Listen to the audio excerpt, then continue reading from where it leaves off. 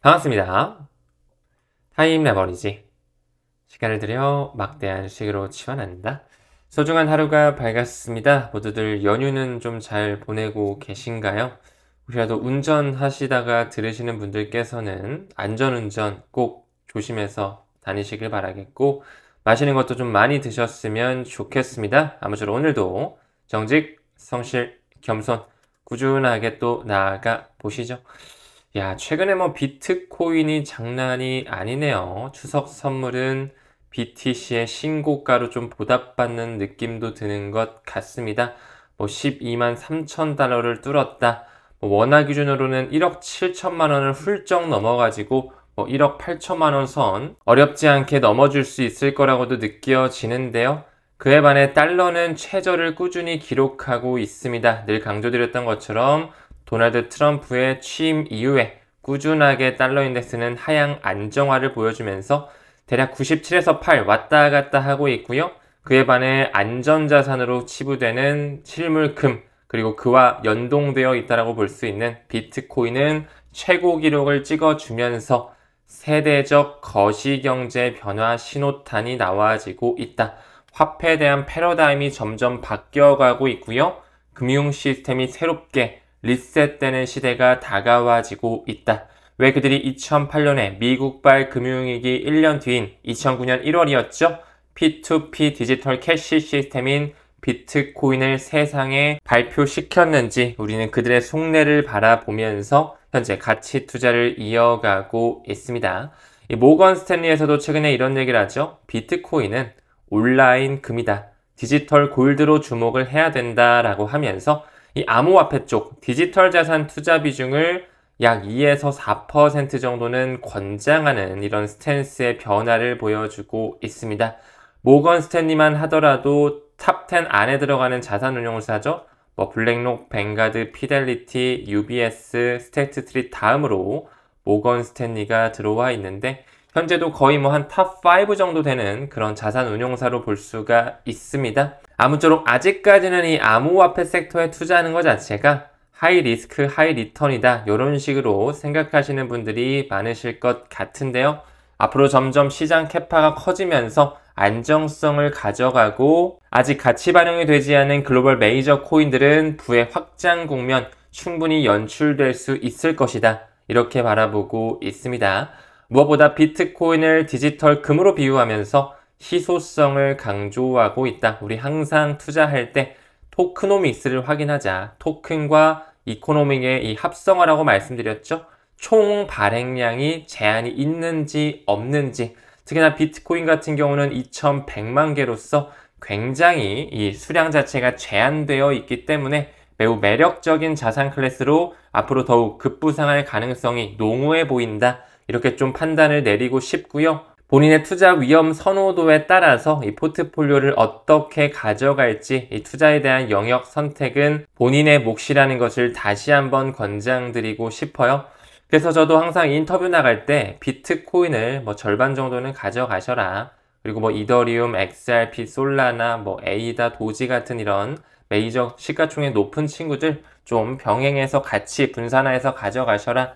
이렇게 말씀을 드리는데 또 우리 많은 구독자님들 또 에이플 회원님들 같은 경우는 only XRP 또 아니면은 XRP 스텔라루멘 정도만 가져가시는 분들도 계시죠. 그런 분들께 한 말씀 올리고 싶습니다. 리스펙한다. 충분히 그럴 수 있죠. 그것도 본인의 선택의 영역인데 XRP와 스텔라루멘과 같은 그런 ISO 20022 준수하는 그런 코인 리스트들 저는 앞으로 새로운 금융 시스템이 도래함에 따라 유틸리티가 워낙 커지면서 시장에 대한 인식 또한 크게 변화할 거라고 생각합니다. 하지만 본인이 6개월도 안 된 코인이다 라고 하시면 비트, 이더 같이 좀 이렇게 모아가시는 걸 권장드리고 싶어요. 다음으로 넘어갈 때 브라이언 암스트롱 코인베이스를 이끌고 있죠. 또 최근에 삼성전자와도 파트너십을 맺고 꾸준하게 미국의 1등 거래소의 자리를 차지하고 있습니다. 그가 이렇게 말하네요. 16년 전 오늘, 이게 지금 어제 나온 기사거든요. 1달러로서 1300개가 넘는 비트코인 구매가 가능했었다. 비트코인이 나온 초창기에는 매우 가격이 낮았다 보니까 그때 1달러로는 뭐 1300개가 넘게 비트코인을 모을 수가 있었다. 뭐 이런 얘기를 하고 있는데 저는 이 기사를 보고 이런 생각이 좀 들었습니다. 아니 뭐 좋아요. 뭐 초기부터 투자하는 건 좋은데 현실적으로 과연 몇 명이나 지금까지 버틸 수 있었을까? 내가 만약에 뭐 좋아요. 1달러의 비트코인 하나 샀다고 했을 때 이 1달러 뭐 1200원, 1300원 했을 텐데 이게 100만 원만 가도 팔고 싶었지 않을까요? 이게 1000만 원만 가도 팔고 싶었지 않을까요? 엄청난 투자 아니었을까요? 이것만 하더라도 누가 1억 원 넘고 1억 7천, 8천 올 때까지 확신을 할 수 있을까요? 근데 그 세상을 바꿀 수 있는 미친 사람들이 바로 그 일을 해낸다라고 이렇게 코인베이스 CEO 브라이언 암스트롱이 얘기를 하고 있네요. 사실상 그 유대계 자본의 뿌리 세력들이 비트코인을 만들었고 디지털 세상을 준비함에 있어서 세상을 바꿀 준비를 과거부터 해왔기 때문에 지금 그들은 그 일들을 해내기 위해 대통령을 바꾸고요. 법과 제도를 만들어가고 있고요. 이제 곧 스위프트에 대한 표준 자체도 완전히 전환되는 시대가 다가와지고 있습니다. 우리 또한 그들의 큰 그림을 인지하고 이해하면서 XRP 아직까지는 뭐 지폐 가격 3,000원, 4,000원대 왔다 갔다 하고 있는데 천천히 수량에 집중했으면 좋겠다. 이런 말씀 좀 드려보고 싶습니다. 뭐 최근까지 비트코인이 워낙 신고가를 잘 달려주다 보니까 암호화폐 전체 시가총액이 크게 불어나고 있습니다. 최근에 한 4.3조 달러 정도 이렇게 최고 기록을 경신했던 이력을 보여주는데요. 방송을 촬영하는 시점으로도 4조 달러가 넘는 모습을 연출하고 있습니다. 현재 비트코인, 아마존을 추월했고 이제 조만간 실물 은까지도 충분히 추월할 수 있을 것 같고요. 어쩌면 올해 안에 뭐 4분기가 되겠죠. 완연한 상승장에 도래했을 때는 구글, 알파벳에 대한 시가총액 정도는 충분히 넘어갈 수 있지 않을까 조심스럽게 생각을 전달드려 봅니다.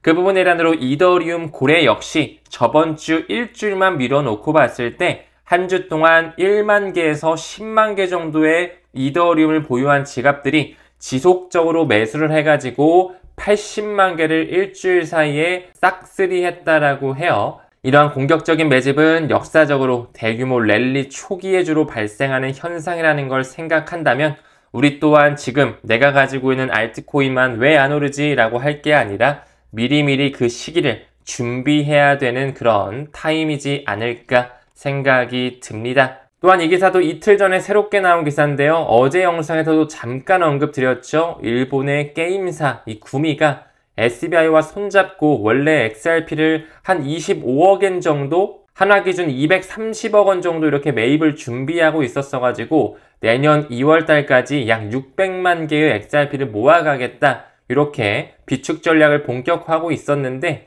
이틀 전에 조금 더 이 전략을 확대하는 모습이 나오고 있습니다. 대략 2배 정도의 규모죠.